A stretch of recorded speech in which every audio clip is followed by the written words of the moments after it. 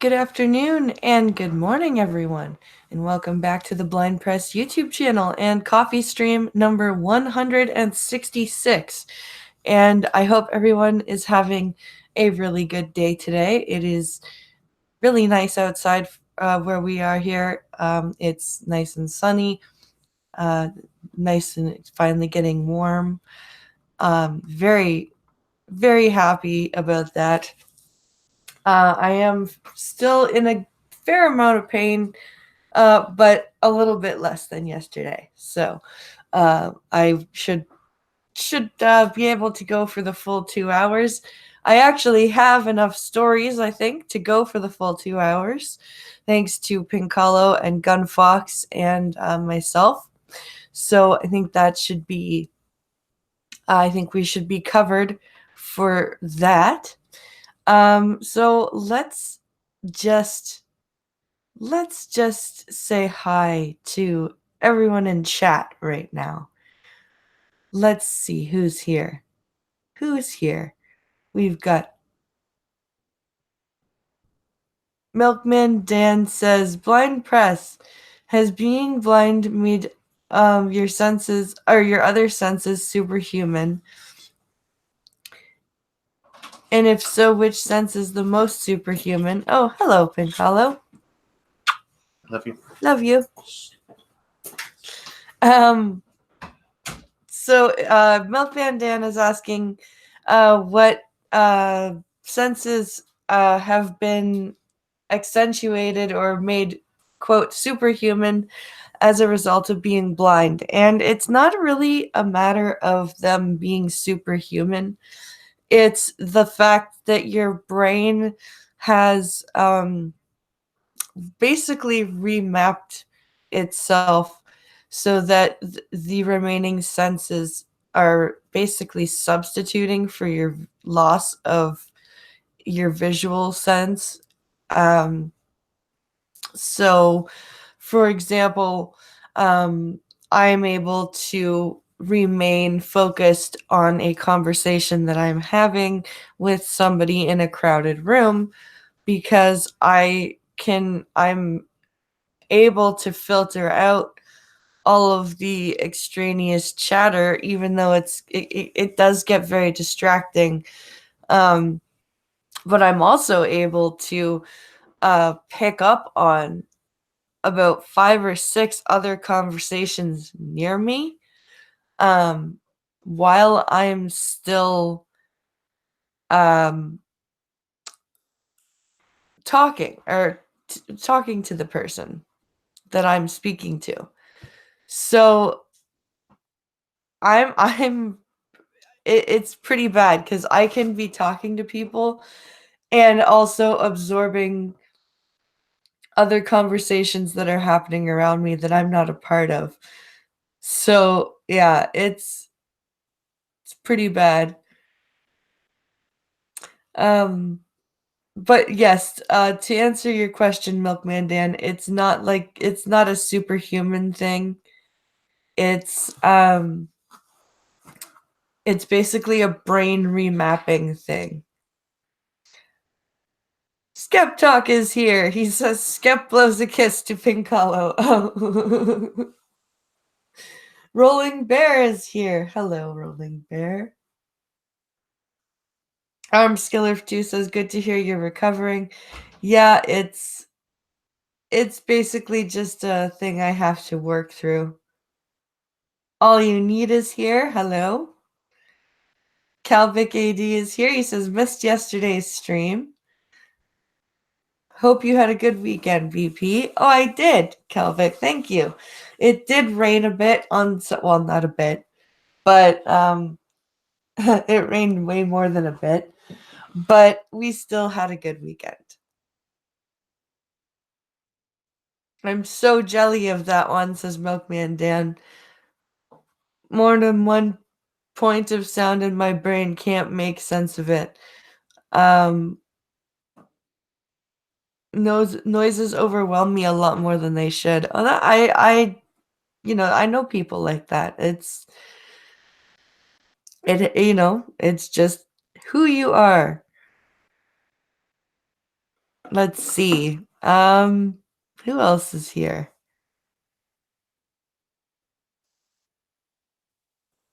Oh, I have a few news stories that will likely break BP today. Hello there, Mr. Misanthropic. Good to see everybody trickling in.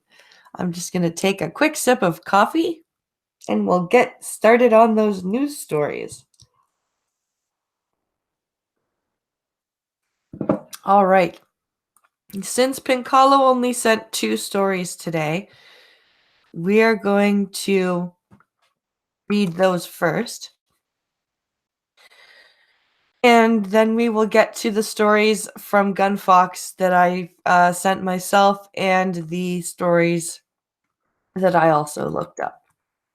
So let's just get it logged into Twitter here. I'm also happy to report that I have finally finished my course of antibiotics, actually, for my ear infection. So that's a plus I'm very happy about. All right, let's get those credentials put in properly and with expedience. Yes, expediency. All right.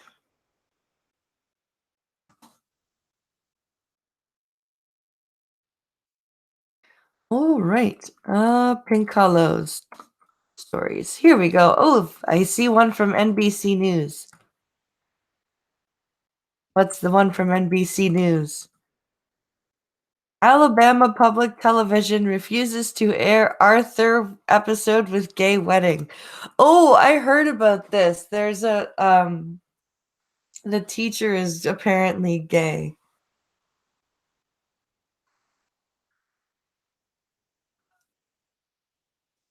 Penicillin? I think it was amoxicillin. So a penicillin derivative.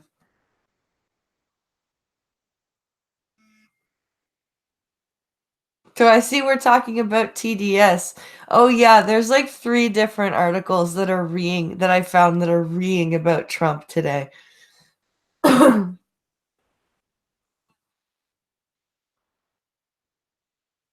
It's a great big refest in the news about Trump. So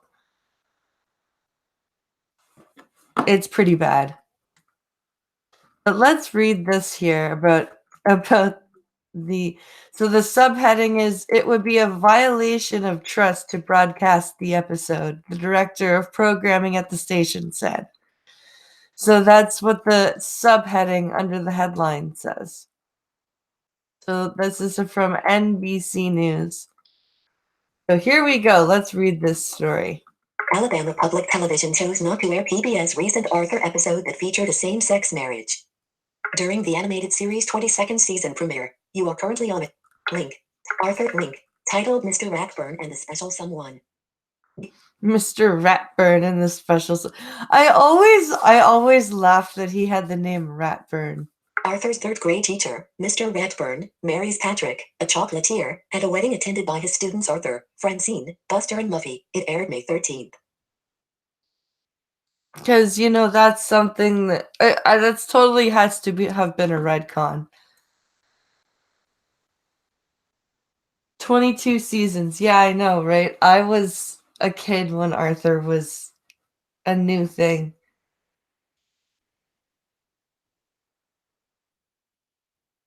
Yes, Arthur is in the kids' cartoon, Milkman Dan. Hello there, Fury Kitten. And Irate Prostate is here. And Maniac Man is here saying, of course they had to assert LGBT crap into a kids show. Yeah, I know, right? Jesus, 22 seasons and they're all still in 3rd grade? Yeah, I know. That's worse than The Simpsons. Hi, Moonshock. Oh, you're not too late, and I'm feeling a bit better today. I'm still in a fair amount of pain, but I'm not as much pain as I was yesterday. I remember growing up on that show, says Mr. Misanthropic. Yep. Same. Mike McKenzie, director of programming at APT, told NBC News on Monday that PBS sent a message to stations in mid-April alerting them to possible viewer concerns about the content of the program. After he and others at APT viewed the episode, they decided not to broadcast it and show the rerun instead. McKenzie said the station has no plans to air it. _, parents have trusted Alabama Public Television for more than 50 years to... Oh, that's what APT stands for. Okay. Provides children's programs that entertain, educate, and inspire, McKenzie said in a statement. More importantly, although we strongly encourage parents to watch television with their children and talk about what they have learned afterwards, parents trust that their children can watch APT without their supervision. We also know that children who are younger than the target audience for Arthur also watch the program. Yep. McKenzie also said that if APT had aired the episode, the station would have taken away the choice of parents who felt it was inappropriate for their children. That's true. That's very true. I mean, I don't care about my kids learning about same-sex couples, but I don't want my TV shows to teach it. I'm going to teach my kids about it. I mean, they could have just implied it by having the partners show up at some points without the whole wedding thing. Yeah, that's a good point. That's a very good point, Maniac Man.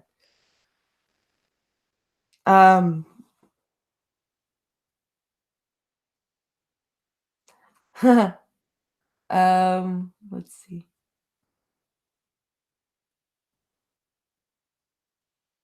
I went to a witch dock and had a curse placed on you. You'll only be allowed to have triplets.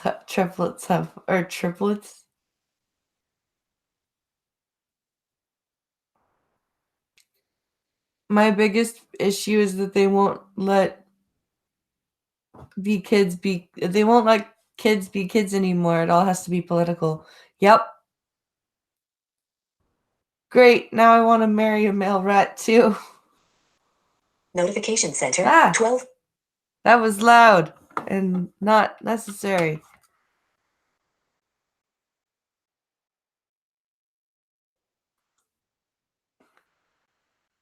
Stupid thing. Okay, let's carry on.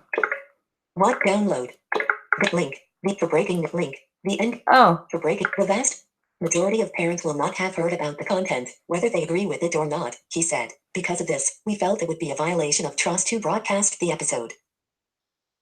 I can kind of see where they're coming from with that argument. APT trying to sneak woke shit into their programming now, says Irate Prostate. It's fine to tell kids about it, says Moonshock, but they don't need it shoved down their throats. That is completely unnecessary. I agree. Absolutely. Just imply the art of subtlety is lost in the media today, says Mr. Misanthropic. Yep. Yep. Let's see.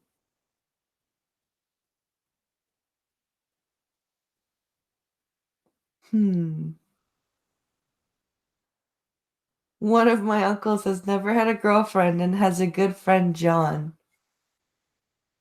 We all know he's gay. But he's never come out and...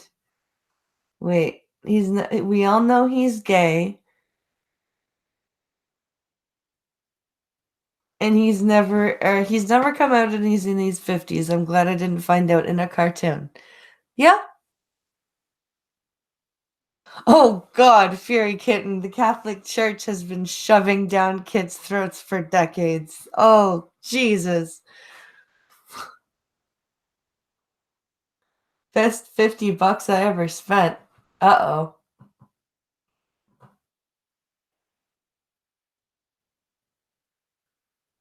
Um, let's see here. Arthur debuted in 1996 and follows the adventures of its title character, his friends and family. In 2005, Act pulled an episode of Postcards from Buster, a spin-off of Arthur, in which the character Buster met a girl who had two mothers. You are currently frame. Our feeling is that we basically have a trust with parents about our programming, then Executive Director Alan Bazzato. Link, told AL.com. Link, told AL.com at the time. This program doesn't fit into that. Okay. I can see that though. Like, you can you don't have to frickin' shove this stuff down people's throats. Like, I knew about gay gay relationships when I was very young, but that's just because of certain RL circumstances in my life at the time that required my mom to explain to me that sometimes some people are attracted to people of the same sex instead of people who are attracted to people of the opposite sex. And, but that's something that family, that parents need to talk to their kids about. Cartoons need to be teaching kids different. You don't really need to. Well, I guess you do need to teach kids things in cartoons. You can't have all brain melting cartoons, but you need to teach, morals like, I don't know, friendship, teamwork, helping other people, caring about caring about yourself, and people have like respecting yourself. Like, there's a whole host of things that cartoons can teach children without going into family values, whether they be heterosexual or homosexual, is my point. Um that's just my take on the situation. Janelle Griffith.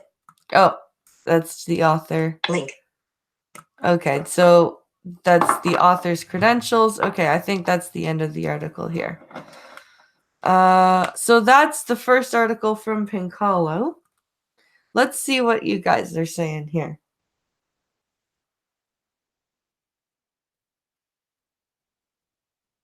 Oh God Fox.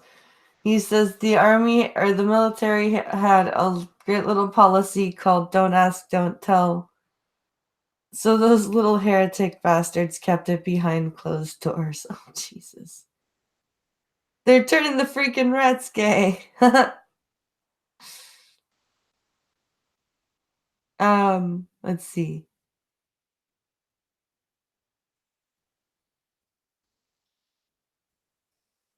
I was raised Catholic and my priest never touched me, said I was too ugly.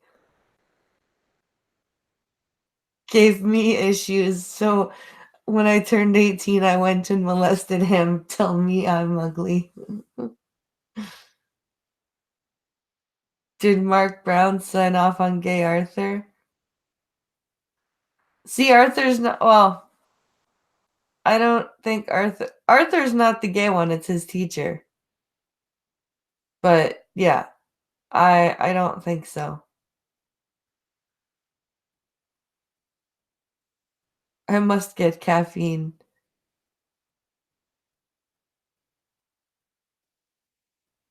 The way I think about women, I would have made the bestest lesbians, says Fury Kitten. That's funny. Okay. So the next story I have from Pink Hollow. Oh, excuse me. Oh, it's another one from the Star. A jewelry box led police to revisit hundreds of deaths. And they have found a serial killer. Ooh.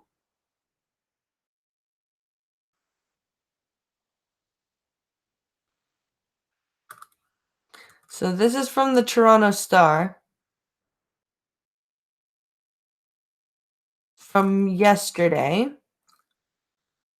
I wonder where this is, or they may have. So this headline is a jewelry box led police to revisit hundreds of deaths. They may have found a serial killer. This is going to be interesting. Let's see. Phyllis Payne's family thought that she had died of natural causes. There was no reason to be suspicious when the spunky Texas grandmother, who had been spending the last years of her life in a retirement community in Dallas, passed away in April 2016 at the age of 91.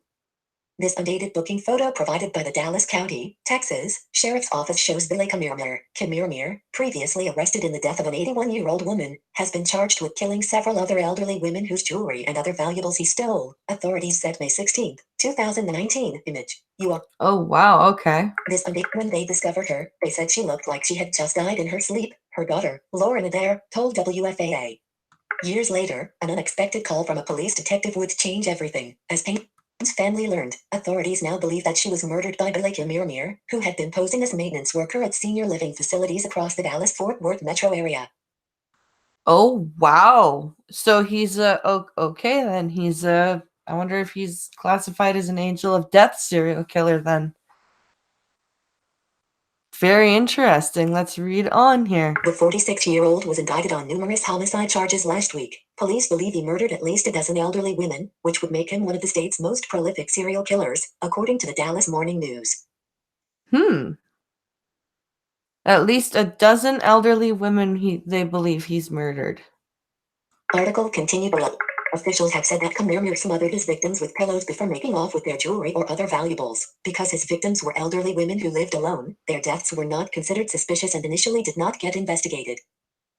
Okay, so that's a pretty good way of that's a way of getting away with it for a while, I guess. Like that's wow.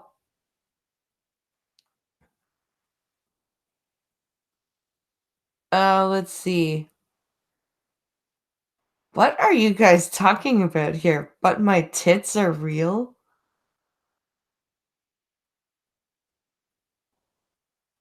What on earth is going on in chat? Well, I'm not stuck. There's a hatch on the... What? G to gas, yes.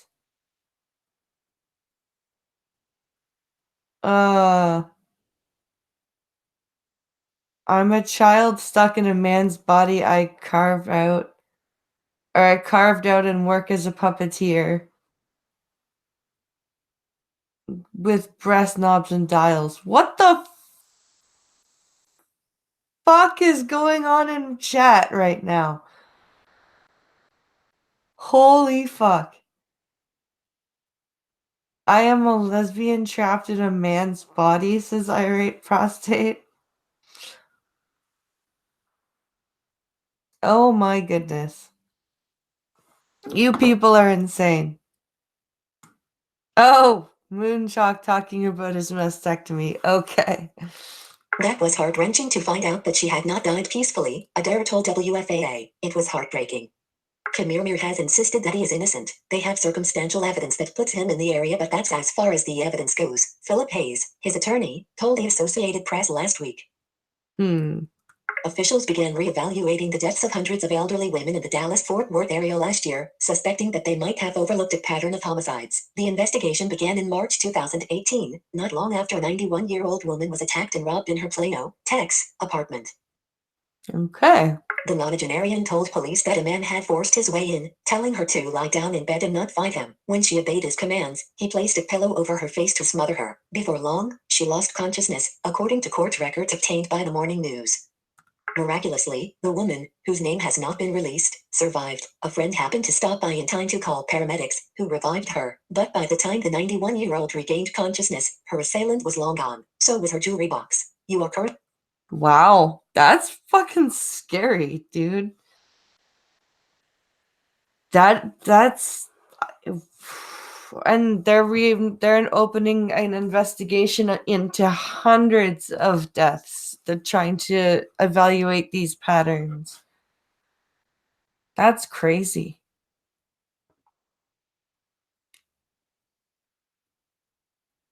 That is insane.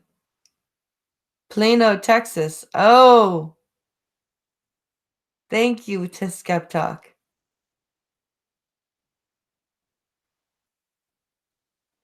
The absolute state of chat, says Mr. Misanthropic. Yep. I'm only responding to their responses to others' responses, says Moonshock. Oh, you guys are great.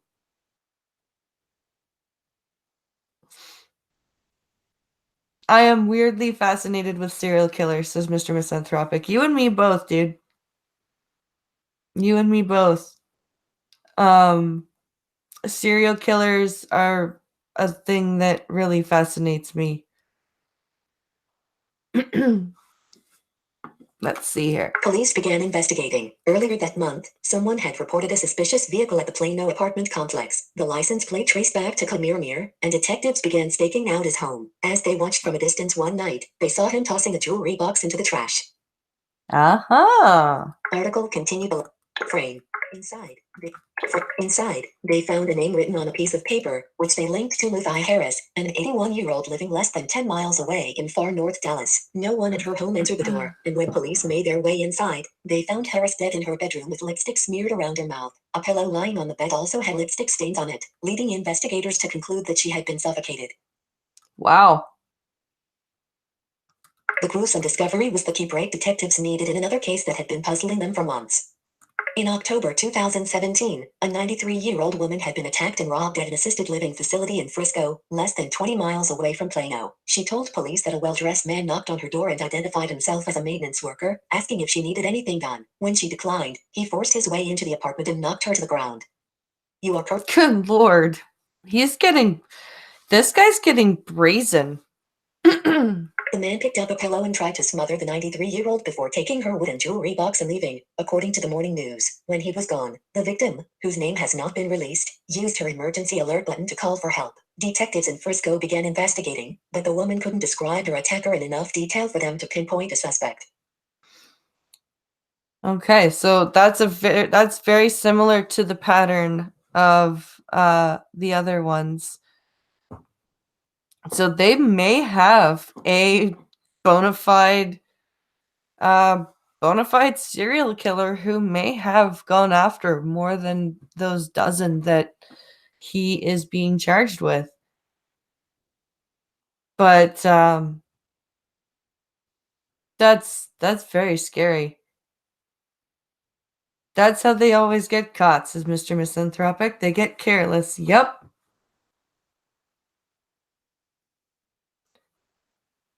Serial killers are some of the brightest minds used for some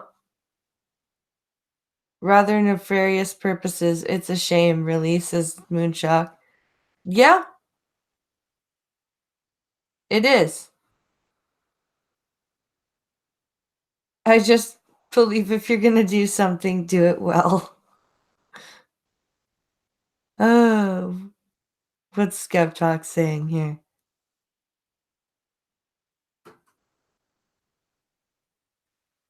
You have to keep your hands on their face till the body gets stiff, just saying. Oh, advising serial killers everywhere. Are we Skeptalk? No, I'm just kidding. I'm just kidding. Well, he's definitely a serial killer since he's killed more than 3. Yes. What I mean though is they really may have more than a dozen. It really sounds like they've got more than a dozen bodies. Gunfox is blind press. Well, when the police are done with him, or when the police are done with the bastard, I will begin dissecting him while he is alive to get him to tell me all the answers I want.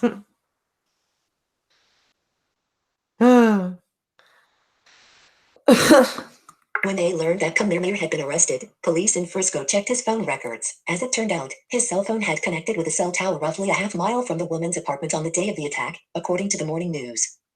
All right. The striking parallels between the three cases led authorities to charge Kamir with capital murder in Harris death and attempted capital murder in the attacks on elderly women in Plano and Frisco. After his March 2018 arrest, police found a cache of women's jewelry, cell phones, and medical scrubs in his apartment, according to WFAA. Well, I'd say that that's fairly more than circumstantial evidence. I think that that's starting to border on physical evidence there. I know his attorney is saying that this is just circumstantial evidence, but I'm pretty sure that that's getting into the realm of physical evidence.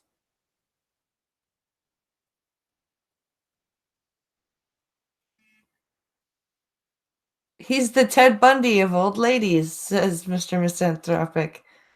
Seems like it, yeah. Yes, Gunfox, you mean a vivisection? Yep, that's damning, says Maniac Man. Yep. That is very damning. For police in Plano, Frisco, and Dallas, the discoveries raised one major question: how many elderly women had their deaths chalked up to natural causes or existing health problems when, in fact, they had been murdered? That's a very good question. At a news conference in March 2018, officials pledged to take a closer look at hundreds of deaths that, up to that point, hadn't been considered suspicious. Payne had her body exhumed so that the Dallas County Medical Examiner's Office could conduct an autopsy for the first time. The initial results of that investigation were revealed to the public last week, when Kamir was indicted on an additional 6 capital murder charges in Dallas County and 5 capital murder cases in Collin County, where Frisco and Plano are located. In Dallas County, where he already faced charges for the March 2018 murder of Luthi Harris, he is accused of killing an additional 6 women who ranged in age from 76 to 94, and who died in 2016 and 2018. The names and ages of the 5 victims in Collin County haven't been released. Police are continuing to look for more potential victims, the morning news reported, and haven't revealed how the 11 new homicides were linked to Kamir. Wow. So 12 confirmed charges have been laid. Or, yeah, 12 confirmed charges, and they're still looking into more bodies. It's the Tardanist. Hello.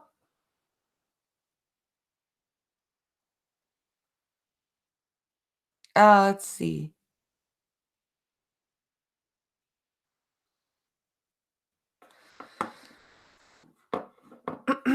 A citizen of Kenya, Kamir has lived in the greater Dallas area for more than a decade and had a history of DWI and assault charges, according to the Fort Worth Star-Telegram. In 2016, he had also been charged with trespassing at a retirement community in Dallas where one of his victims reportedly lived. He is being held on $9.1 million bail. Because he is in the country illegally, federal immigration authorities have additionally placed a jail hold on him. Oh, wow. Okay, so he's an illegal immigrant. So he's got federal authorities holding him. He's got a $9 million bond on him. He's not going anywhere. I think this guy's done. I don't know whether they're gonna choose to deport him or choose to try him and then sentence him to death, because this is Texas. So we know that he's going to be sentenced to death. So the case has led to multiple lawsuits against senior living facilities and retirement communities in the area, the Star Telegram reported. Families of 3 victims alleged the facilities didn't have adequate security, which allowed Kamirmir to pose as a maintenance worker or caregiver without being detected. One suit was settled for an undisclosed sum in September, while the other 2 are still pending. None of the facilities have admitted wrongdoing. I don't know if you if there's if they're posing as a maintenance person, those jobs are usually temp jobs, aren't they? Like, wouldn't that be a little bit hard to prove as a lie, like as a liability? I don't think that this, like, as tragic as it is, I don't think that liability necessarily falls on the assisted living facilities. A border hopper killing people. I'm just so shocked, says Armskiller. Yeah. Hang him, says Maniac Man. Yeah. He's just enriching the local culture, says Fury Kitten. They hired an illegal, so no background check. They're liable. Oh, yeah. But he wasn't hired, though. He was just pretending to be hired. Yeah. Carrick is right. He wasn't hired. He just pretended to be hired. Mr. Misanthropic says, remember, guys, diversity is our strength, and all cultures are equal. They are being paid obscene amounts of money. They need to know who's coming in and out. That's true. That is a pretty technical area of the law, Blind. It would have to be sorted out in court, says Skeptalk. Yeah. Just to deport him to the streets of LA. I'm sure California governor would love to have him, says Gunfox. Oh, Gunny. Officials haven't said whether autopsies were performed on the 11 victims when they first died, but being smothered by a pillow would leave little evidence of foul play. One expert told the Morning News, if the deceased person was elderly and had existing medical conditions, that would further decrease the likelihood that investigators would look for red flags like fibers on the victim's body. Yeah. That has raised concerns for some advocates, who worry that the deaths of older people aren't being fully investigated because authorities draw certain conclusions based on age. That's a valid concern. Maybe it's easier to say, this person is over 70 so they had a heart attack, but we don't know that, D. Wadsworth, a retired gerontologist, told the Morning News. If that person has no history of a heart condition, then further investigation is warranted by the medical examiner. That is that's a very valid concern. To as a medical examiner, you need to not be so dismissive. Oh, they're old, so they must have died of natural causes. No, I don't. You can't necessarily dismiss that.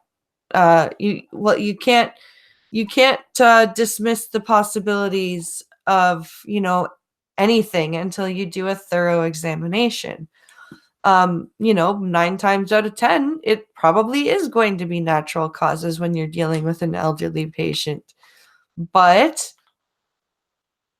apparently, sometimes that 1% or that 0.1% happens to be the result of a serial killer. So perhaps you should do more thorough autopsies there, Emmys. Link. Report link. Journalistic. Oh, that's the end of that story. So those, I think, were the 2 that Pancalo sent. Let me quickly check here. Yep, that was it from Pancalo for today. So now it's time to go get those stories from my DMs momentarily.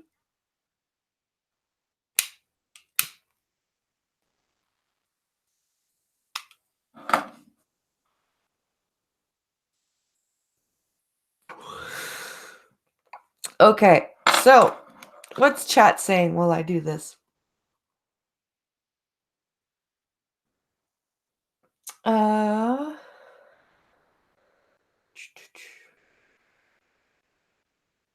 If he wasn't actually working for them, that could also be criminal impersonation.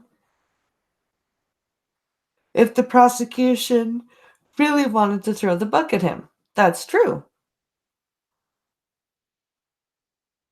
Let's see. I've been saying minefield, not a wall. That's true.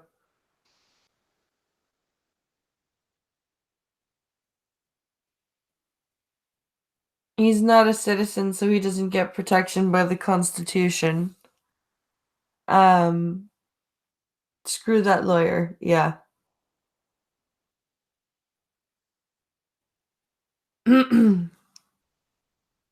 You sent me one. I will check that out. All right.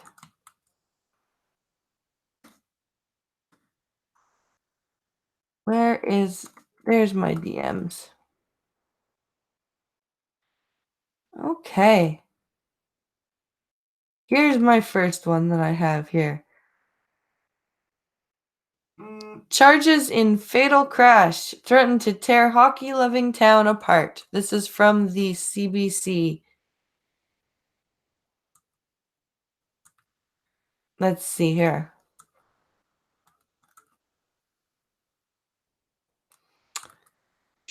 Oh, there's a... let's see here. Social sharing links, of course. So this is posted today. All right. People in the Ontario community have maintained a memorial at the site of Caleboji Road. Out middle.c link. Laura was heading level 2. Renfrew, divided over the pending trial of a server charged in the drunk driving deaths of 2 teens. Renfrew is about... Where is Renfrew? I think it's close to Ottawa. I want to say Renfrew is close to Ottawa. Posted. People in the Ontario community have maintained a memorial at the site of Caleboji Road, scene of the 2017 crash that left 2 teenage hockey players dead and 2 injured. Laura Osman /CBC figure. End of. People in the court case of a former bar server charged after 14 hockey players were involved in a deadly single vehicle crash 2 years ago is dividing the traditionally tight-knit community of Renfrew, with locals taking sides in the potentially precedent-setting case. Okay, so that's... Wow. Okay, so what do you guys think? Do you think that you should charge a bartender for the deaths of people that somebody kills after patronizing a bar and being served drinks? Do you think the server should be charged with those deaths? So if somebody, if you serve somebody, they are, blathering drunk when they leave, and they get behind the wheel of their car, and they go and kill 14 people. Are you responsible as the bartender for those 14 deaths? What do you guys think?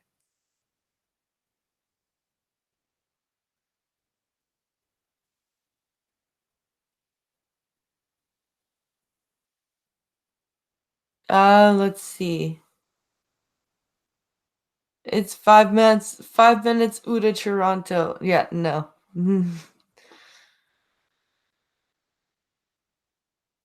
Let's see.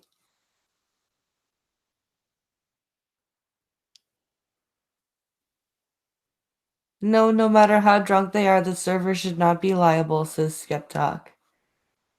That is scapegoating. You have no idea whether they are driving or not, unless they specifically mention it. Yep. That's another good point.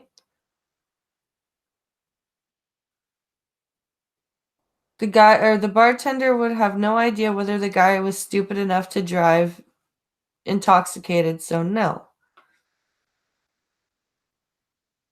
I believe in personal responsibility, so no, but the bartender should be fined at least. Yes.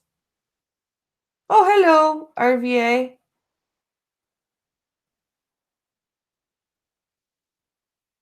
I'm kidding. Hell no, unless he held the patrons down and forced them to drink. That would have been funny. By that logic, anyone that sells an item used as a murder weapon is liable too. Yeah, that's another good point. Okay, Scap, you be right back. Ann Senick, 62, of Greater Madawaska Township. Link. Was charged in March with 2 counts of criminal negligence causing death. You are currently on a link and 2 counts of criminal negligence causing bodily harm. She was a server at Shooter's Bar and Grill in Calabogie, Ont, at the time of the October 2017 crash near Burnstown that killed Brandon Hanneman and Alex Paquette. You are currently... Oh, okay. So those two were, I believe they were with the Ontario Hockey League, which is basically one step away from the NHL. It's where the Canadian teams go to draft their players if they're picking new players. Ontario or whatever provincial hockey league you are in, you go, if you're good enough, you go to training camps every year and you hope to hell that you get picked to play for a National Hockey League team. And these two kids were, well, I say kids, but they were they were pretty, like, it was a nasty. I remember this story. It was a bad crash, obviously, because two kids died. But I still don't think that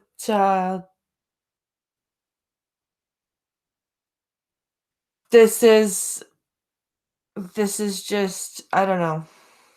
I don't think the server should be I don't think the server should be charged. I think she should be fined. I think maybe the bar should be fined. But I don't think the server should be charged.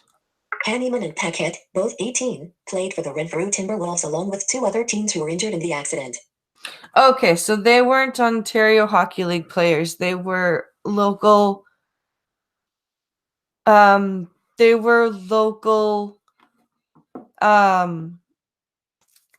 hockey players, but still, it's hockey. Well, you know how hockey is like baseball or football for you guys. It's, Canadians love our hockey.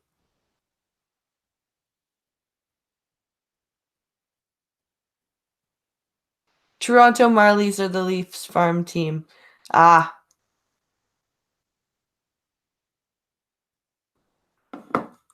Ontario Provincial Police said all 4 had been drinking, and shortly afterwards, Shooter's Bar and Grill had its liquor license revoked. Well, there you go. Why is the server also being charged? Alex Paquette died in hospital following a car crash near Burnstown, Ont, in October 2017. The driver, Brandon Hanneman, was pronounced dead at the scene. Renfrew Timberwolves/Supply. Okay, so the guy, Brandon, was killed on scene. Alex was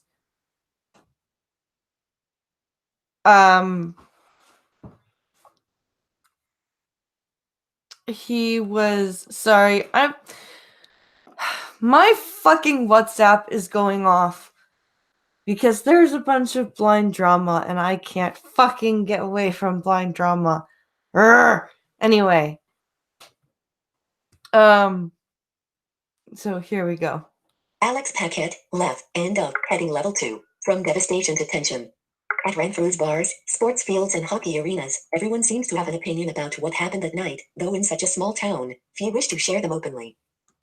Most also have some connection to the families of the boys or the server. That's one of the problems with living in a small town, is because as soon as you open your mouth and it gets published, everyone knows, oh, that sounds like so and so. He's always a dick, or you know what I mean? I told you it's Desperate Housewives Blind Edition. Yes, it is. Blind press, give in to the drama. You know you want to. Blind drama. Who would have seen that coming? Ha ha ha. Yeah.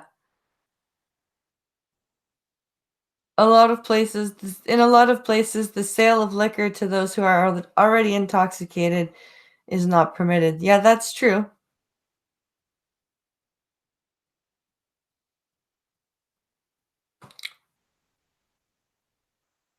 Stop the hammering. All right. Some people on the street who did not want to share their names told CBC they questioned how underage boys could have had access to alcohol at the bar and then be allowed to drive home. Others said the teenagers were solely responsible for their actions. I think that a lot of people are in a fog because they don't know which side to be on. Yeah. So the teenagers were the ones who were driving drunk, and they killed themselves, basically.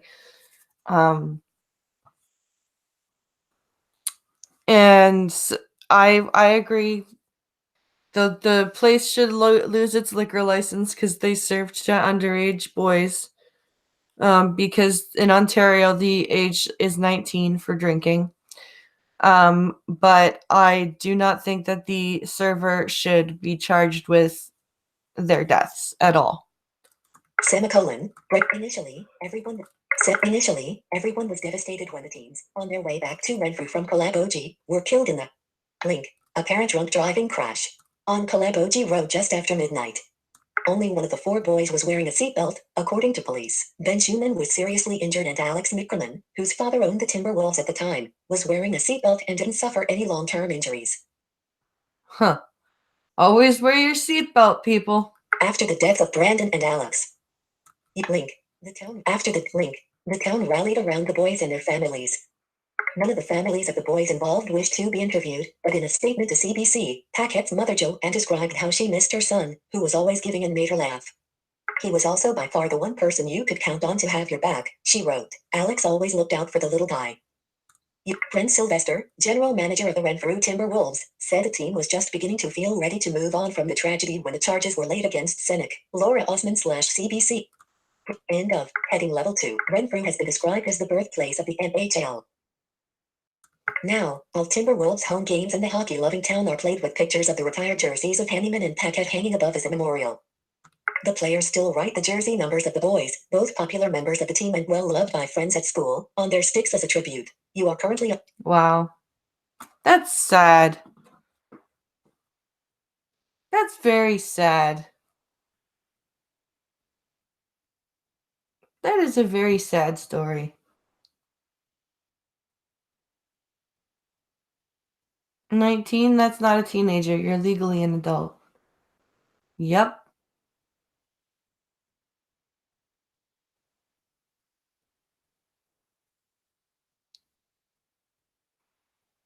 So the kids got what they wanted to.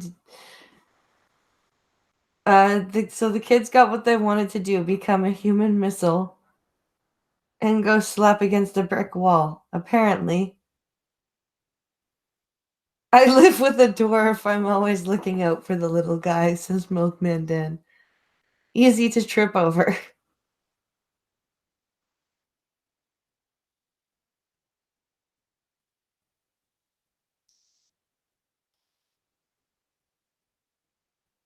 Oh, that's not good, Maniac Man. In other news, I had a bit of a scare this morning. My stomach was really upset and I was dizzy with cold sweat, and I almost fell over twice before I got into bed. That's scary, though. Don't be sorry. That's scary, dude. I hope you're okay. I hope you are resting and are starting to feel better.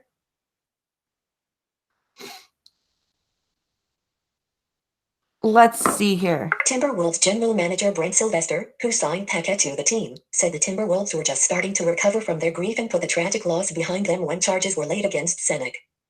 It's just a terrible situation to be in again, after a period of time, after healing it started, and now it's raw again, Sylvester said. You are correct. I think that a lot of people are in a fog because they don't know which side to be on.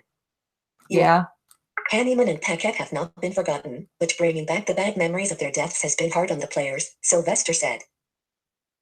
That's a good point. That's a very good point. You know, charging, finding a scapegoat when you don't need to do that is a good way of reopening old wounds. They took away the liquor license from the bar and grill. You know, people have lost their lives. You don't need to now charge the server with their death.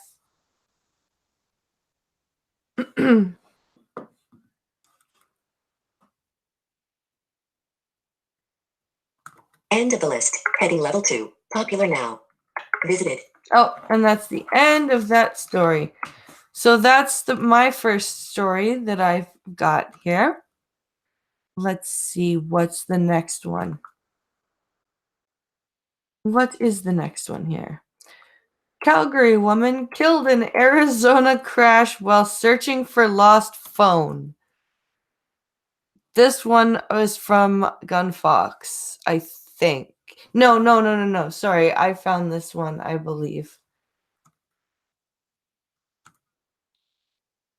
I think I found this one too.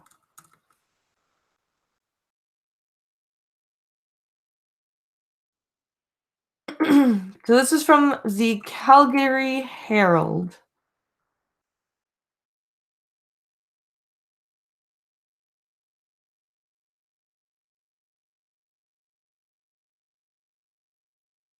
So her name is Jacina Andoni. Or Andoni. Jacina Andoni or Andoni. Okay, let's read this here. Family have confirmed the identity of a young Canadian woman struck and killed by a passing car in Arizona over the long weekend as Calgarian Jacina Andoni. According to police in Scottsdale, Arizona, 24-year-old Andoni was part of a group riding in a golf cart at 68th Place and Thomas Road, near the city's downtown area, around 1:45 a.m. on Saturday when one of the women in the cart lost her cell phone. I thought golf carts weren't supposed to be ridden on open roads. I could be wrong because I can't see and I can't drive, but I really thought that riding a golf cart on an open road was something that, shouldn't be happening. Something, I don't know. That's just, yeah. In some areas, such as Arizona, they can be. Oh, okay. It depends on local ordinances about golf carts, says Skeptalk as well. Okay.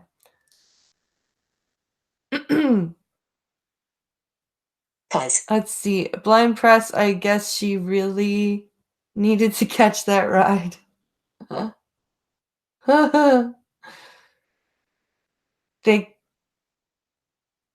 They can't be on open roads.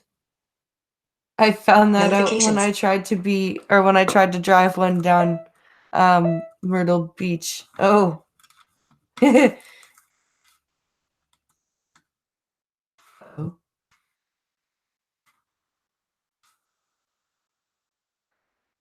Okay, there we go. Okay, we're good. Investigators said the driver of the golf cart pulled over and stopped as Andoni went into the roadway to look for the missing phone along Thomas Road. Well, that just sounds brilliant. That's when police say an oncoming pickup truck headed westbound struck the Calgary woman. Oof. A pickup truck, too. Oh my god. Yeah, bye. Ugh. Dude, next time, just get a different just get a new phone. It sucks, but if you drop your phone in the fucking in the road, just especially in the middle of the night in the dark, just don't. Just leave it there. Just seriously, just leave it there. She was rushed to a local hospital with life-threatening injuries. Police said she was in critical condition on Saturday and died the next day as a result of her injuries. Play. I don't doubt it. She got hit by a pickup truck. Local authorities said speed or impairment were not considered factors in what they called a tragic collision. No charges are expected to be laid against the driver, who police said remained at the scene of the crash. Well, I should hope no charges are being laid. The poor guy. Here he is just minding his own business at 1:45 in the morning. Some dumbass is looking for her phone in the middle of the road, and he hits her because he probably couldn't see her at all.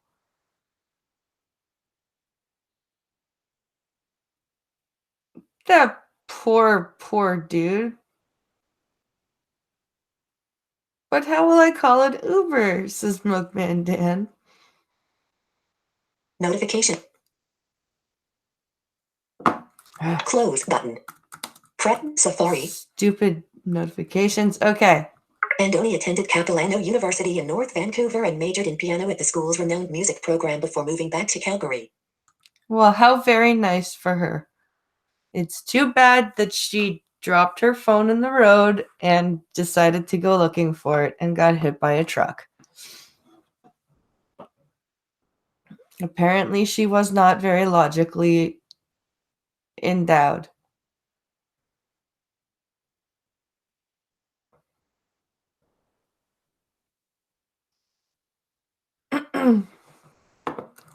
Family members of Andoni contacted by Post Media confirmed her death but declined to comment as they are currently in Arizona. With fun. Link. All right, so that's that story. Armskiller says, I wonder what Pumpkin Trucker was up to at the time of that collision. Well, it said a pickup truck, not a tractor trailer.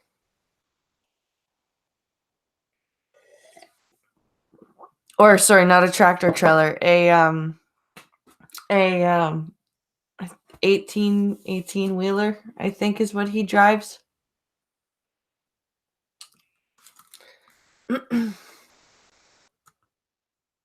Next story.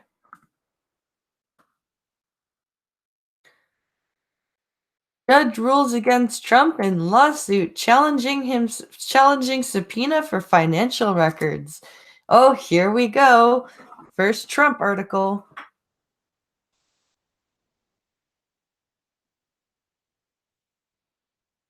He drives a semi-truck. Okay.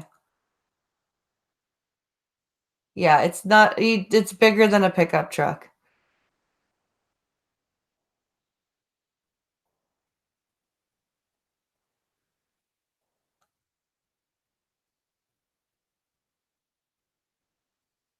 Logic, a woman.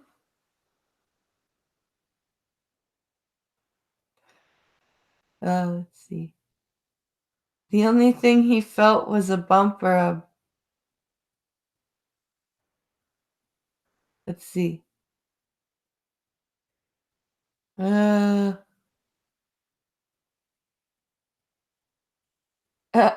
the only thing he felt was a bump or a bud. She was not that bright awake, but at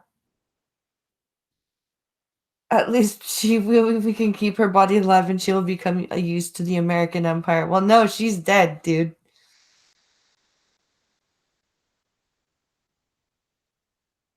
All right, let's read about this crazy Trump business. If I can get to the stupid headline.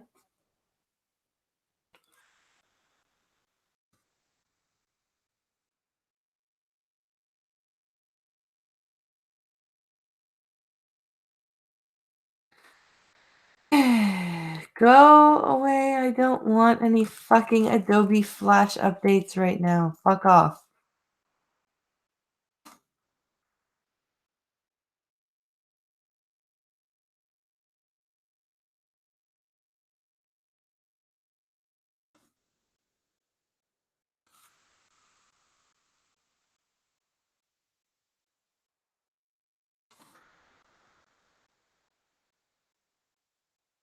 All right.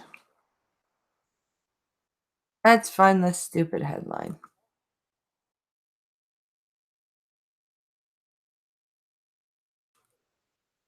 There's the story. Sorry about that, guys. It was hiding on me. Let's get through this stupid video. Okay, here we go. A U.S. judge on Monday ruled in favor of a U.S. House of Representatives committee seeking link President Donald Trump's financial records from his accounting firm, dealing an early setback to the Trump administration in its legal battle with Congress. But why they subpoenaed his financial records? Why are they subpoenaing his financial records?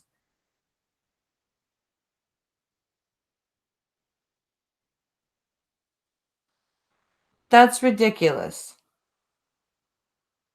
That is absolutely ridiculous. They have no business subpoenaing his financial records. The Russian probe has been closed. There's been no evidence of collusion. He doesn't have to show them his taxes. I don't understand why we have this Cancel count. subpoena. End of video. Out of frame. Above. A judge. Frame 2. Above. A judge. Dash. Plot. A U. Link. This ad. S financial records from his. This ad will end in advertisement. Third party ad. Last Tuesday, Meta heard oral arguments on whether Masters LLP must comply with the House of Representatives Oversight Committee subpoena. This ad will end in. Fucking ads. This ad will. Meta said in Monday's ruling that the committee has shown that it is not engaged in a pure fishing expedition for the president's financial records and that the Masters documents might assist Congress in passing laws and performing other core functions. This ad. Bullshit. I call bullshit. They are absolutely on a fishing expedition. This ad will end. This ad will end. This ad will end in 7. This ad will end in 6. Sorry, guys. Hold on.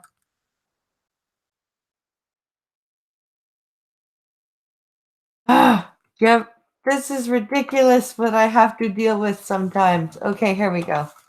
It was the first time a federal court had waded into the tussle about how far Congress can go in probing Trump and his business affairs. Watch Trump comment. Play video. 2019. Trump told reporters the decision was crazy and that it would be appealed. I bet it will be appealed. It's totally the wrong decision by obviously an Obama-appointed judge, Trump said. Well, I don't know that it is obviously an Obama-appointed judge, but... Watch Trump play video. JP. Trump is refusing to cooperate with the series. Cancel. Fuck off, dude. Come on. I'm just trying to read a fucking story here. Holy crap.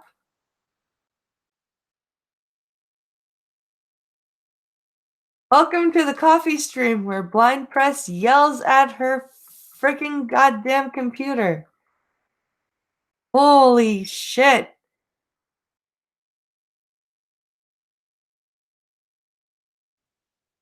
Okay, here we go. Trump is refusing to cooperate with a series of investigations on issues ranging from his tax returns and policy decisions to his Washington hotel and his children's security clearances. Okay. The standoff deepened on Monday when Trump told former White House counsel Don McGahn to defy a subpoena to testify about special counsel Robert Mueller's Russia investigation before a different congressional committee. He told him to defy a subpoena, did he? Are we sure? Or is this Is this something else that they're just making up?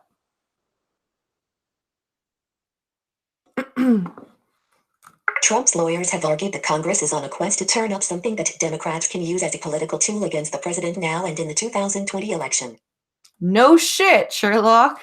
The House Oversight Committee claims sweeping investigative power and says it needs Trump's financial records to examine whether he has conflicts of interest or broke the law by not disentangling himself from his business holdings, as previous presidents did. Mm-hmm. Read more. Link. Lawyers for Trump and the Trump Organization, his company, last month filed a lawsuit to block the committee's subpoena, saying it exceeded Congress' constitutional limits. It does, I think. Nita was appointed in 2014 by Democratic former President Barack Obama, who was often investigated by cancel. Oh my God. We got so close. We were so close to ending the story, and we got another fucking ad. Oh, that's annoying. Okay, here we go. Nita was appointed in 2014 by Democratic former President Barack Obama, who was often investigated by Republicans in Congress during his 2 terms in office. Masters has avoided taking sides in the dispute and said it will comply with all legal obligations. Watch, the ruling with Trump Cummings to JPG. The ruling was a resounding victory for the rule of law, Elijah Cummings, the House Oversight Committee chairman, said in a statement. A resounding victory for the rule of law, was it? I see. A resounding victory, guys. Oh my goodness. Such verbiage and pomp. Congress must have access to the information we need to do our job effectively and efficiently, and we urge the president to stop engaging in this unprecedented cover-up and start complying with the law, Cummings said. This unprecedented cover-up. No, it's not a fucking cover-up. You guys have... Okay, the Mueller report has shown that there is no cover-up. What cover-up? Why are you guys insisting that there's a cover-up? Do you know how freaking ridiculous and insane you guys look right now? A judge in Manhattan will hear arguments on May 22nd in a similar lawsuit Trump filed to block subpoenas issued to Deutsche Bank AG and Capital One Financial Corporation. Meta's ruling will probably have considerable weight in similar factual contexts where the House is seeking other records, said Carl Tobias, a law professor at the University of Richmond. You are currently a copyright signed 2000 cancel count. Okay, that's the end of that article. Loading at this ad. Finally, because I can't stand that stupid advertisement that keeps showing up. So yeah, that is the first article that is just read Trump must give us his records. We're gonna subpoena him. Read.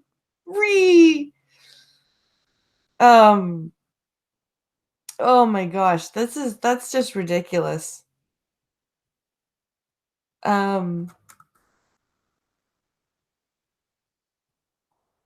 Let's see. Avoided taking sides. Yeah, forcing a subpoena on your political opponent is definitely not taking sides. Yeah, I know, right?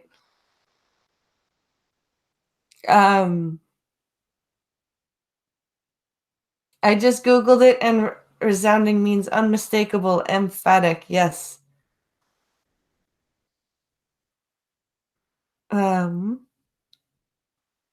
Let's see here.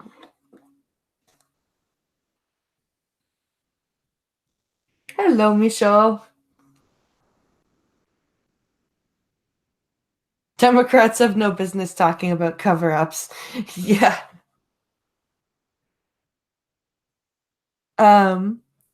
Blind press, says Mr. Misanthropic. The Dems are so obsessed with this nothing that they can't see that this is how that they will guarantee a Trump 2020 victory. Yep. Absolutely.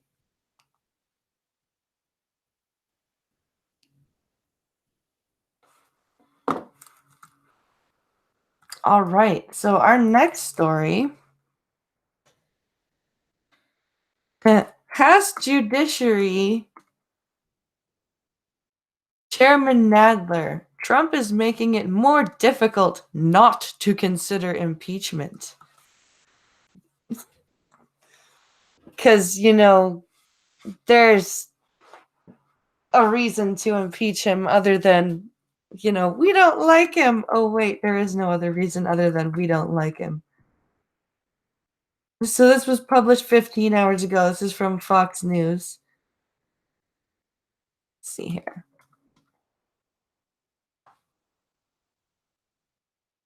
All right, here we go. House Judiciary Committee Chairman Gerald Nadler, DNY, accused the link, White House, you are of intimidating. Link, former White House Counselor John McGahn. From testifying on Capitol Hill and said it was becoming more and more difficult to not consider. Link, President Trump, is impeachment on Monday night. You are Of currently course. on text. I really don't think that he actually intimidated somebody not to testify. That's kind of ridiculous. Nadler told. Link, CNN anchor Chris Cuomo. That his committee will hold McGahn in contempt for not complying with a subpoena and will take the battle to court. You are dealing with a lawless president who is willing to go to any lengths to prevent testimony that might implicate him. That does implicate him, Nadler said. You are currently on a text element. A lawless president.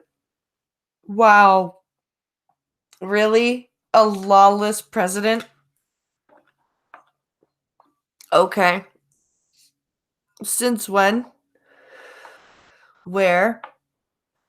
I mean, I don't agree with everything that Trump does by a long shot, but where has he broken any laws?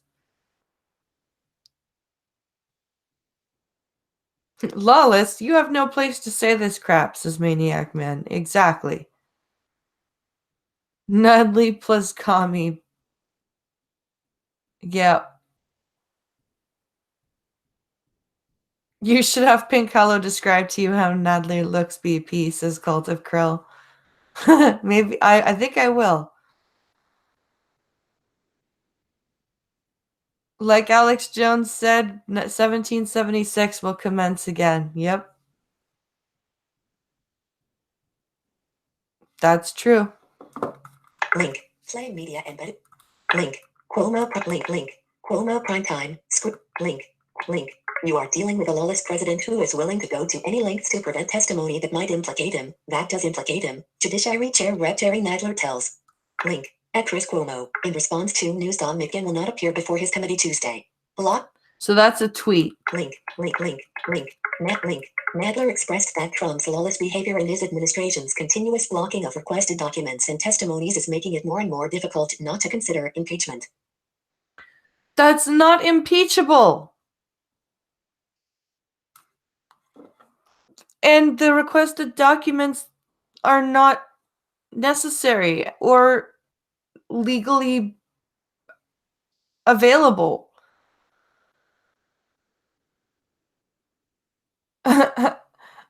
Trump is actually an alien from the government or from the Gamma Quadrant. He is controlled by an orange hair hive mind that rules the planet. Trump is literally the cleanest president we've ever had. And we have the receipts for it. Yep. Look at AOC and her little scandal. She has no place to say anything. Yeah. She's an alien too. Trump broke their law, and so to them he deserves the death penalty. Even though some Dems may have actually committed capital crime. Yup.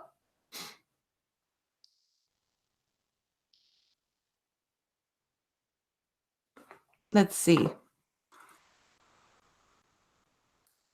Link. Click here to get the recalcitrance of the president and his lawless behavior is making it more and more difficult to ignore all alternatives, including impeachment, Nadler told Cuomo. The president cannot be above the law, no more than anyone else can. Listen to the word he uses, recalcitrance.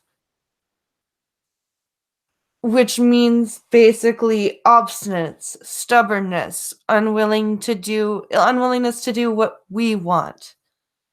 That recalcitrance is not illegal. recalcitrance is not an impeachable offense. Earlier on Monday, House Judiciary Committee member Rep. David Cicilline, DRI. Link. Vowed to push for an impeachment inquiry. If Mitkin did not testify on Tuesday. You are currently... I don't think that's impeachable either. Joseph A. Wolfson is a media reporter for Fox News. Oh, okay. That's the end of that article. So, yeah, this is... I don't understand why they are continuing to push for impeachment. There is no impeachable evidence. Trying to use big words to sound smart. Yep. Funny how most of the Dems harping on this have committed federal crimes. Yeah, I know, right?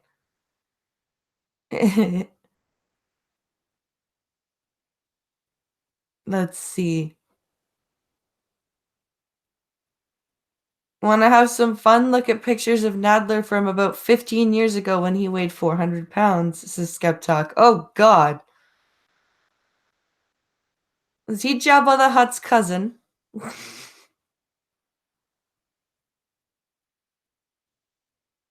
Jabba the Hutt's, bipedal cousin.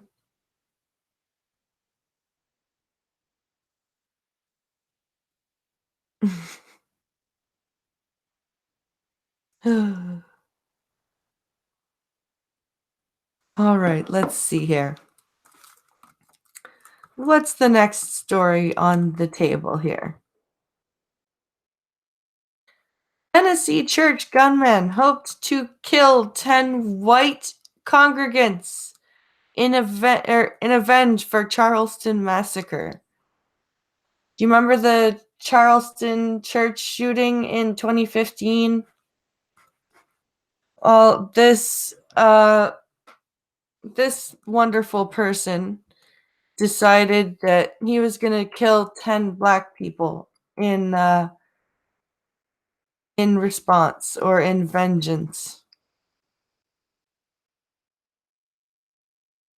Okay, here we go. A black man accused of killing a woman and wounding 7 other people. Link. At a Nashville church. In September 2017 was trying to kill at least 10 white worshippers to avenge the June 2015 massacre. Because, yeah, that's how you cleanse your grief and, get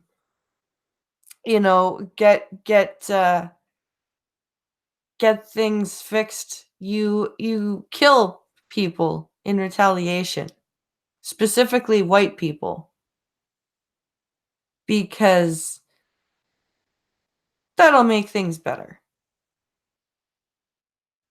Because all white people are bad, and all white people wanted people to just all white people wanted this church shooting, and so therefore you should just kill more white people in their churches, because that makes sense. Link. At a historic black church in South Carolina, prosecutor said Monday. Nashville Deputy District Attorney Amy Hunter said in her opening statement that Cispact Emmanuel Sampson, 27, referenced the shooting carried out by white supremacist Dylan Roof at the Mother Emanuel Lane Church in a note police found in his car outside the Burnett Chapel Church of Christ. Brilliant. Dylan Roof is less than nothing, the note read. Hunter said, the blood at 10 of your kind will shed this dead of the color upon the RBG, Pan-African, flag in terms of vengeance. The note included an expletive and ended with a smiley face, Hunter said. Okay, that's just disturbing. A smiley face. And I wonder what expletive it ended with.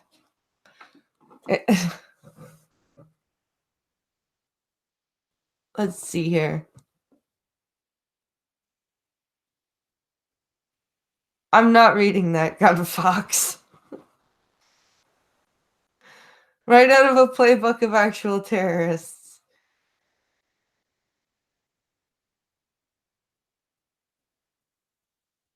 Killing people at their place of worship is actually a lot nicer than killing them somewhere God can't be.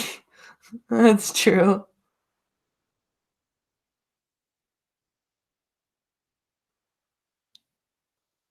Apparently, when a Muslim or black does something, it's an individual incident. But a white person does it and it's all of us. Yep. Yep, it is. Absolutely. Emmanuel Sampson enters court in Nashville for a pretrial hearing this past February. AP photo/markup. The state will prove beyond all reasonable doubt that on September 24th, 2017, this defendant, Emmanuel Kittiga Sampson, went to the Burnett Chapel Church of Christ with the intent to murder a minimum of 10 white churchgoers on that day, Hunter said. You won't have to take the state's word for it though. Sampson's attorney, Jennifer Lynn Thompson, claimed that Sampson's true intention was to kill himself, saying that her client left a suicide note for his girlfriend and sent a goodbye video to his cousin. You are I doubt it. link. Tennessee church usher WHO stop. What this case is about is a man who was very sad, very suicidal, and he was looking to die that day, Thompson told jurors Monday. You are So currently they're playing the mental health card. Okay. a judge's order had kept many details of the case secret until trial. At a hearing in April, it was revealed that a psychiatrist diagnosed Sampson with schizoaffective disorder, bipolar type, and post-traumatic stress disorder after an abusive, violent upbringing. That doesn't excuse what he did. I'm sorry. It does not excuse at all. Flying Press, now you know why Sinatra doesn't allow my Streamlabs to play.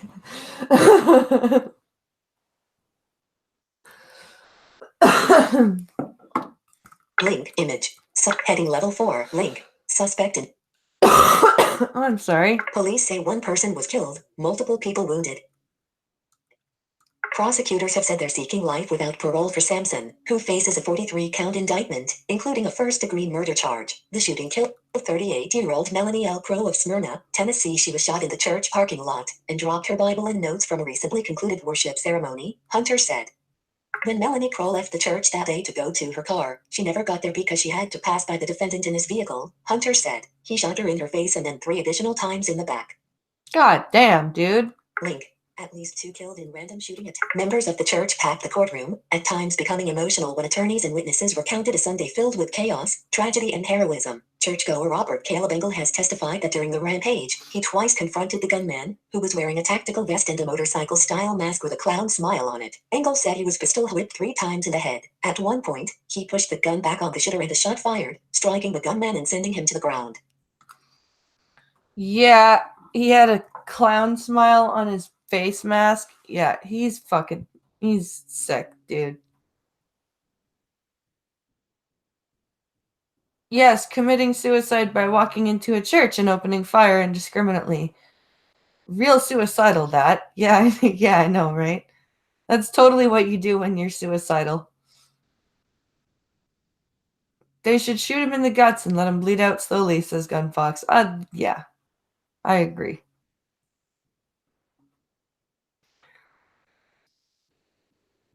What the fuck, says Skeptalk? Yeah. Let's see here.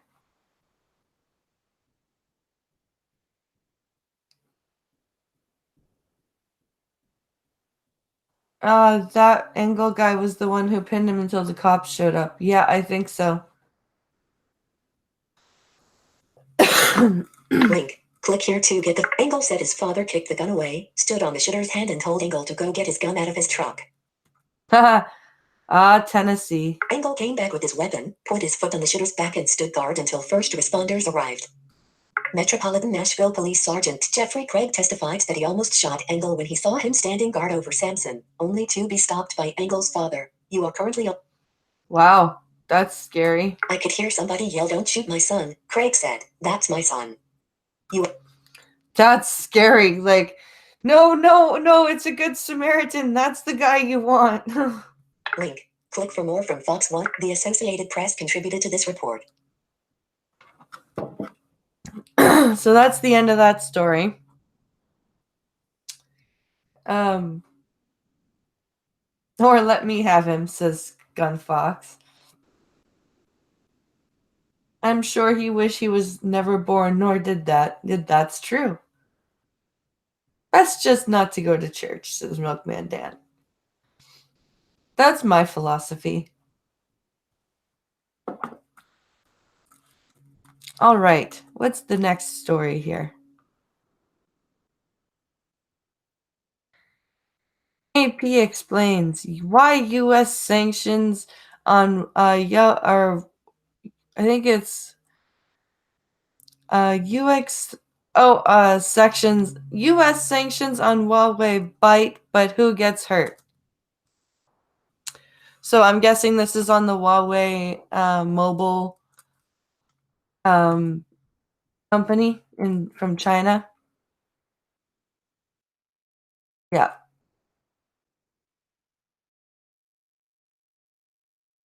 Okay, here we go.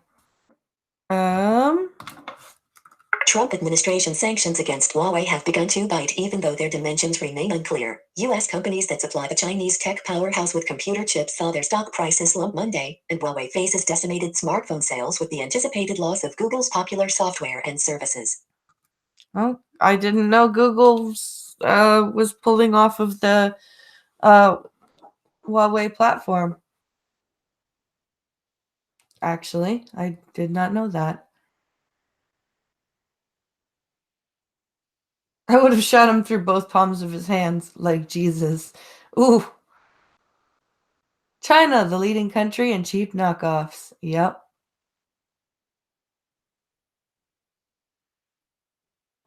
Let's see. Blood muscles in the testicles are much smaller, just saying. That's true. Or blood vessels. Blood vessels in the testicles. Yep.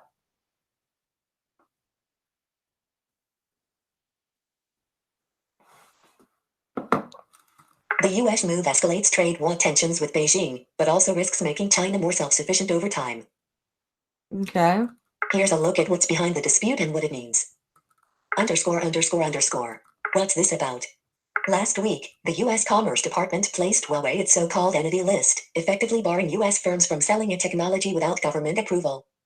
Google said it would continue to support existing Huawei smartphones, but future devices will not have its flagship apps and services, including Maps, Gmail, and Search. Only basic services would be available, making Huawei phones less desirable. Separately, Huawei is the world's leading provider of networking equipment, but it relies on U.S. components including computer chips. About a third of Huawei's suppliers are American. All right, then. Why punish Huawei?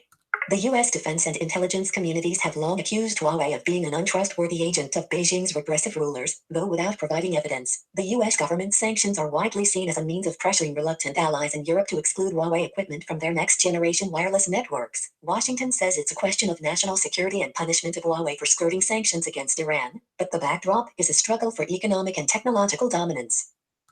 But if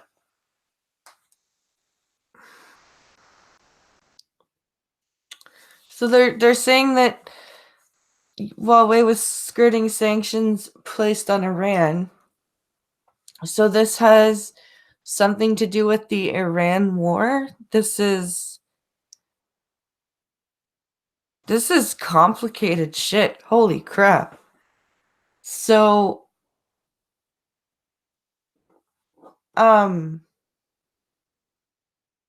this is not, I guess, the knockoff thing that we were saying. This seems to be they didn't follow the sanctions on Iran problem. Let's see here. The politics of President Donald Trump's escalating tit-for-tat trade war have co-opted a long-standing policy goal of stemming state-backed Chinese cyber theft of trade and military secrets. Commerce Secretary Wilbur Ross said last week that the sanctions on Huawei have nothing to do with the trade war and could be revoked if Huawei's behavior were to change. Of course, now they're starting to say that this is Trump's tit-for-tat politics that is causing the problem, because you've got to throw in the Trump card. Ha ha ha. Ha.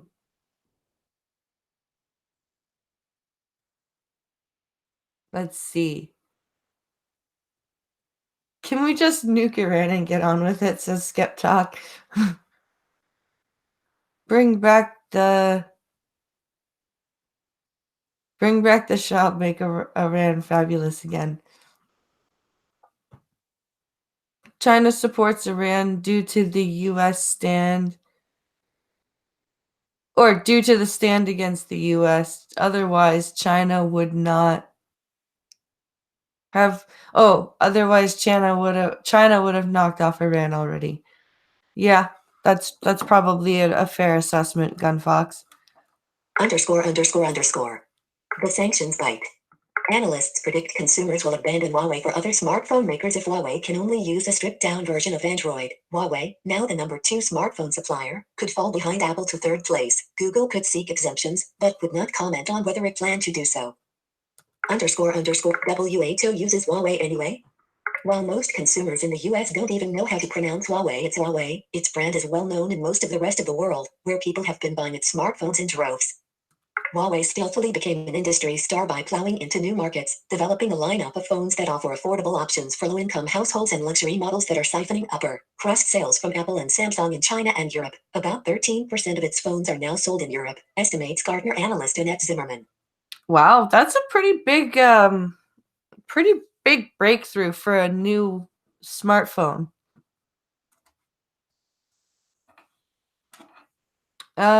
Yeah, that is a good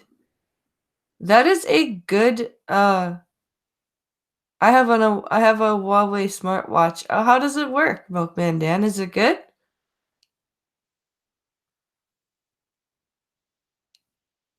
The Red Dragon Awakens.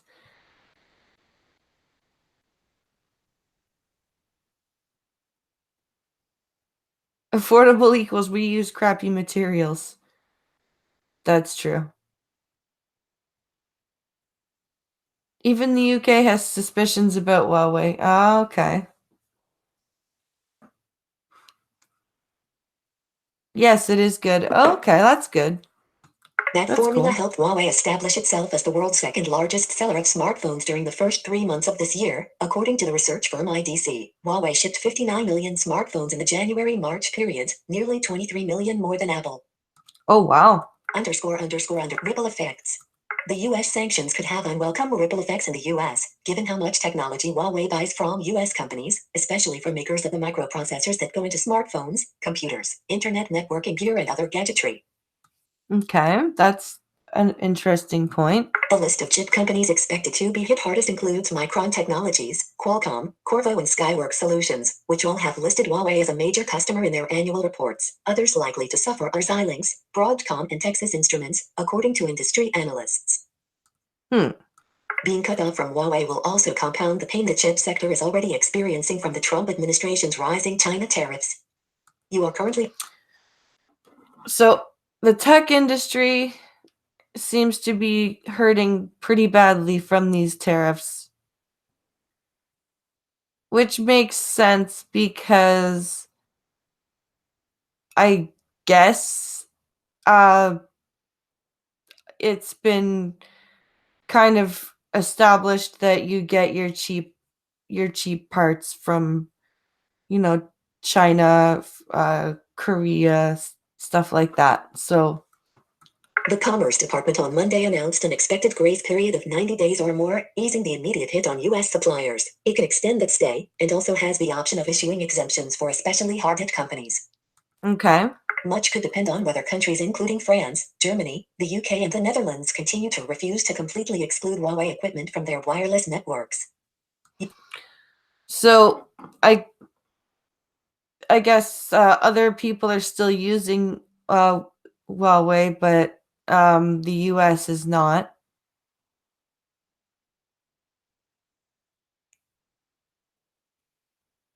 I'm an impulse buyer. The tech industry has been screwing with the conservatives and with the right. Karma works in different ways. That's true. That's an interesting way of looking at things. The grace period allows U.S. providers to alert Huawei to security vulnerabilities and engage the Chinese company in research on standards for next-generation 5G wireless networks. It also gives operators of U.S. rural broadband networks that use Huawei routers time to switch them out. Okay. ____. Could this backfire? Huawei is already the biggest global supplier of networking equipment and is now likely to move toward making all components domestically. China already has a policy seeking technological independence by 2025. Technological independence by 2025, huh? That's a fairly lofty goal, I think. I don't know if that's going to happen. In fact, I'm fairly sure that it won't happen. U.S. tech companies, facing a drop in sales, could respond with layoffs. More than 52,000 technology jobs in the U.S. are directly tied to China exports, according to the Computing Technology Industry Association, a trade group also known as CompTIA. I'm pretty sure that the U.S. would be able to find 52,000 jobs to make make its own tech industry. 52,000 jobs in a country with 300 and some million people should not be hard to create, especially if you're trying to build your own tech industry and you're not relying on China anymore. I don't think that is necessarily an issue. I could be wrong. I'm not tech minded very much. So that could be a very wrong assumption on my part. I'm fully willing to admit that. __. What about harm to Google?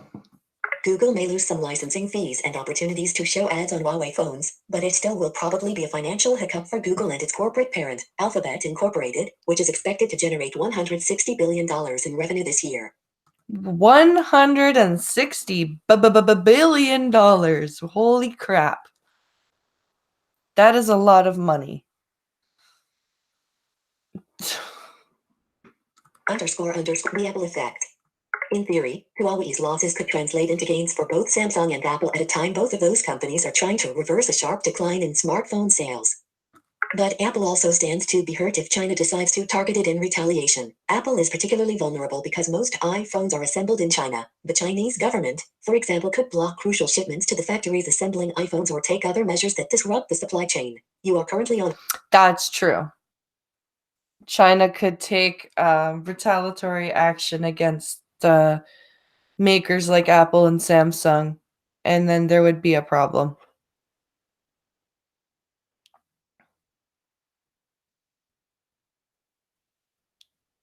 Wow, says Irate Prostate. Yep.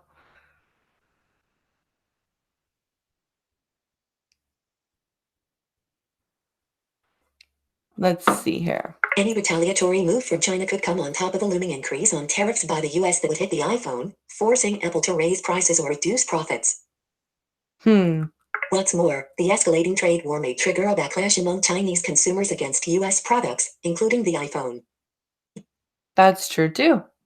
Beijing could stoke nationalist sentiment over the treatment of Huawei, which could result in protests against major US technology brands, CompTIA warned.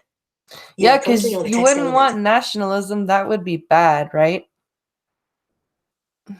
Link. Add content on spike link. Strong. And that's the end of that story. So let's see here. I don't know. That's is this how the Chinese are going to fund their communist moon and death laser? Maybe. The moon is American. There are flags all over it. We need to warn Ghastly.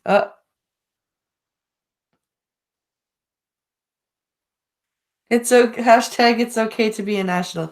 It's okay to be nationalist. It's not okay to be like you can be nationalist without being racist and without being a ridiculous, xenophobic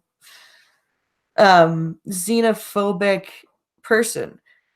It is absolutely okay to be proud of your country, to be proud of where you're from, to want to keep your country the way it, is, or to want to fix or change something in your country.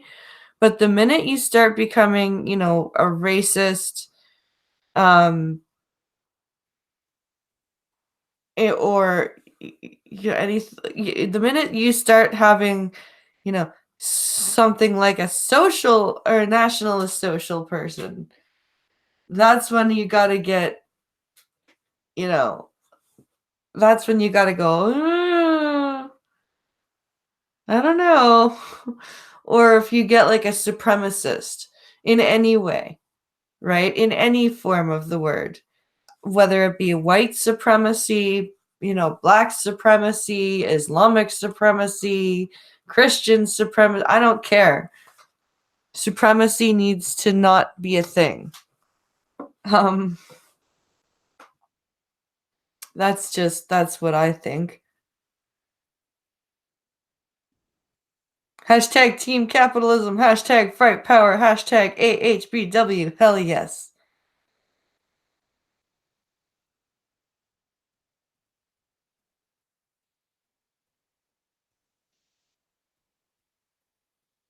What is red dusk? I don't know.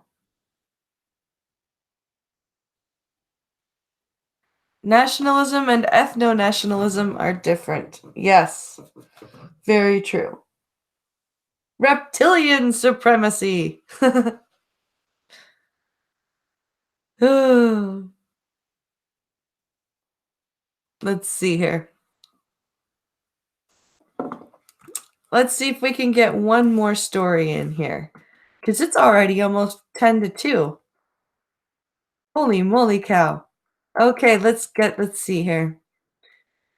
Oh, we are on the last story, and it's kind of a sad one. So, Marine Corps Harrier jet crashes in North Carolina, officials say. That's sad.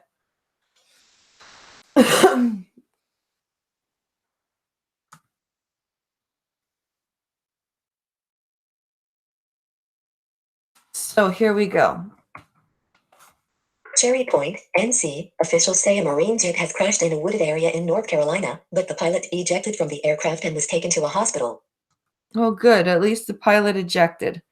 I hope this sounds bad, but I hope he was flying alone.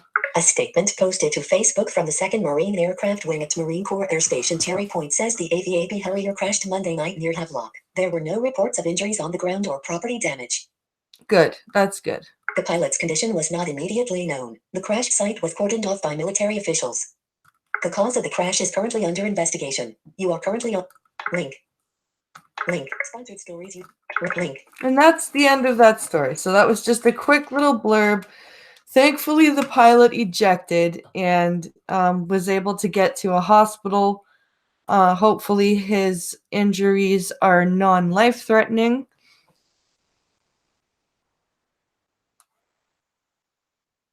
I really do hope that he's okay.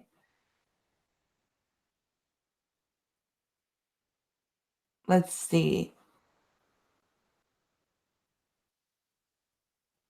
So we've got 12 minutes left, you guys.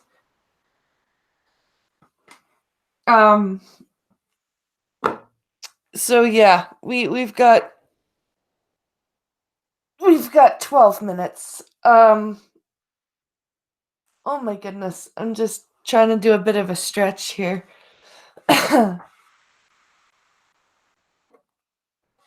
So, let's see.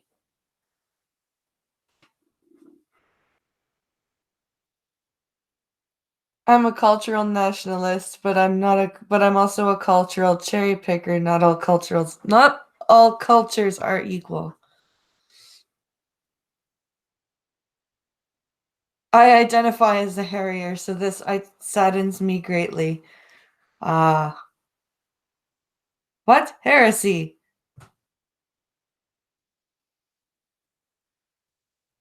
Let's see. What else do we have here? You work hard and you earn your wings. That's what my flight instructor always said. Yep. Are you a drummer? Oh, for Sabian. Okay.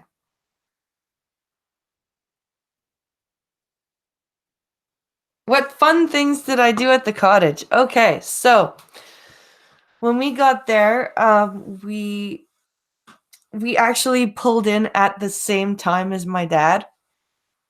So my dad was right behind us. So we hung out a lot outside. We let Alex and Logan kind of explore the area. I took Logan in. I put him on my back in our baby carrier, and I took him down like for a couple of trail walks. Took him and Alex down to the lake, and Alex threw rocks in the lake. Um, so that was fun, and we went and got ice cream. They have a kind of a it's like a grocery store slash ice cream shop type of deal. So we always try and make it a point to go and grab ice cream when we're up there. So we did that.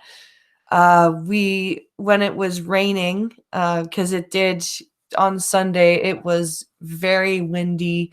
The sun did come out occasionally, but when it wasn't there, it was pouring rain. We had a couple of thunderstorms as well. So when the weather was bad, we watched some older Disney movies. Um, we watched The Lion King. We watched Pocahontas. We watched. We tried to watch Nightmare Before Christmas, but Alex, I think, is a bit too young. He got a bit scared. Um, we watched Jurassic Park. We had Pincalo made some burgers, like homemade, handmade the patties. So we did those up on the barbecue. We didn't get to have a fire, unfortunately, because the weather wasn't permitting it. But Pincalo and Dad got some of the lawn mowed. Dad brought his dogs up with him, so Alex and Logan played with the dogs quite a lot.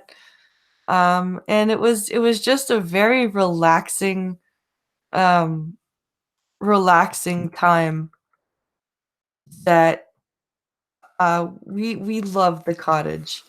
It's something that we try to do quite a lot in the summer. When it's closer to June and July, bass season is open and there's bass. Well, hopefully the bass population is back. Um, we have like catfish and bass and perch and stuff like that in the lake, but the past few years the fishing's been really bad. Um, Unfortunately because of water pollution. Um, You sound so refreshed today. That's why I asked, says Skeptalk. Yeah, besides my back, I am pretty refreshed. It is pretty stressful though, because there's no like fence or anything. Um, and we need to get bells. We need to go to a craft store and get bells for Logan because that little bugger is so freaking quiet and he's so fast. Um, he's we need to get bells for him so I can keep track of him.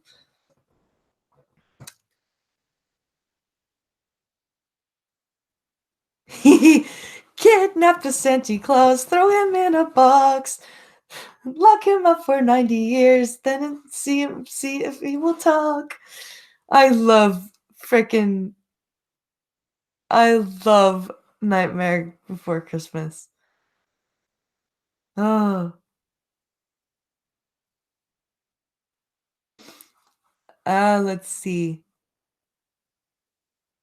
Fun things aside from smashing booties.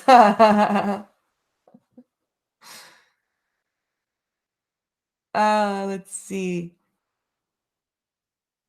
No, not tubular bells, just um, little, just small bells that you can sew, like put threads through the top, like the little round ones that, um, like the jingly bells that they're not tubular or anything like that. They're just little round bells that I don't know you would sew onto the ends of a hat or something like that. Get him a shock collar.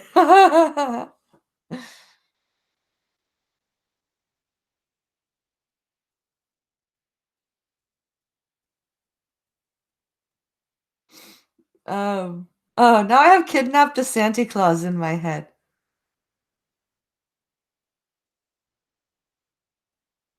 Jingle bells, yes. Do do do do do do do do do do do. Oh, god damn it.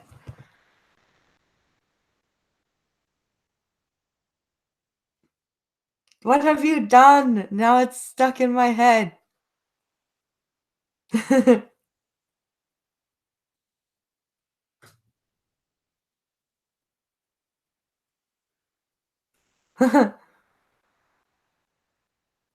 Bells, they ring ting-a-ling, and you'll sing Vita Bella. So will you ever improve the cottage, put in more utilities? I don't know. I don't think that's a thing that's gonna happen right now. The way to get running water is we would need to dig a well, and we are on phenomenally rocky soil. It takes a group of people a day just to dig, or no, not a day, like a weekend, maybe a bit longer, just to dig a 6 foot, 7 foot hole for the outhouse because it's so um, rocky. So I don't know if we have either the time or the money to at least put in running water. Um, how many feet to get to water? That's a good question.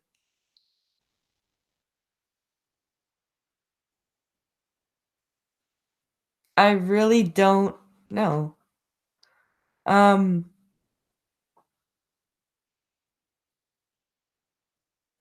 Utilities and railroads. That's what my Monopoly instructor always said. Yeah, I'm not sure how many feet to get to the water table. Um,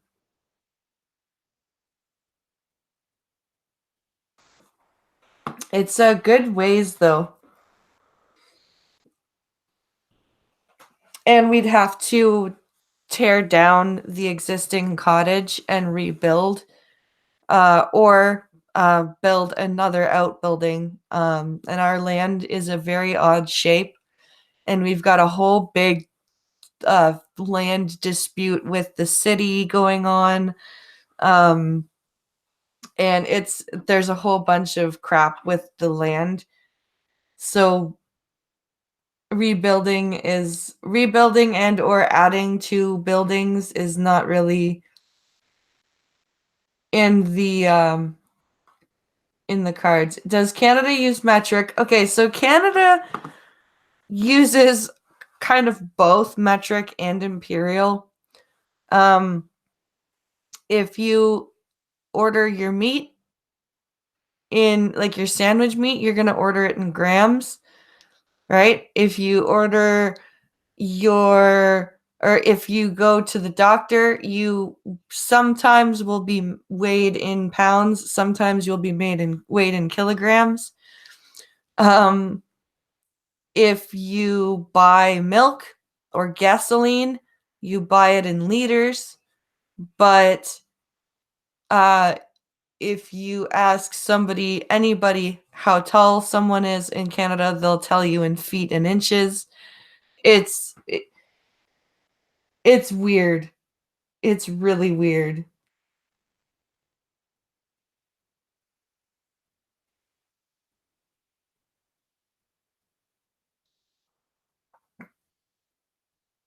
$6,000 for a well drill. Yeah.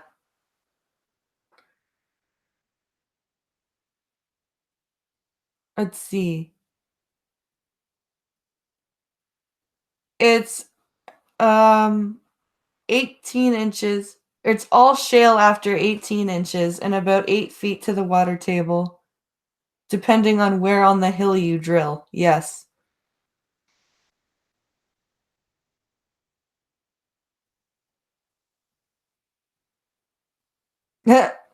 Last time I was in Canada, I was tripping with a buddy, had the song Spin Me Right Round by Dead or Alive stuck in my head. I never recovered. Oh, God.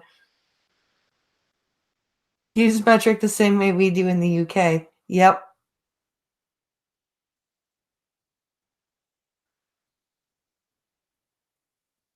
Yeah, if officially we go metric, but in everyday use we go both ways. Yeah. Metric is superior. It's what science uses. Hashtag science lives matter. Well, guys, that brings us to the close of another stream. I hope you guys enjoyed this one. I really did enjoy bringing it to you.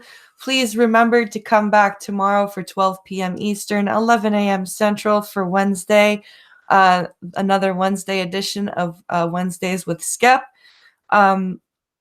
Also, remember tomorrow night is when I also go over to the Minions of the Zoo channel when Skep Talk is Keeper. So I hope you'll check both of those things out tomorrow. Remember, Thursday is the early and short day. I go from 11:30 a.m. Eastern to 12:30 p.m. And Friday, this coming Friday, Maddie from Mad Woman Media is coming to talk to me on Friday guest day.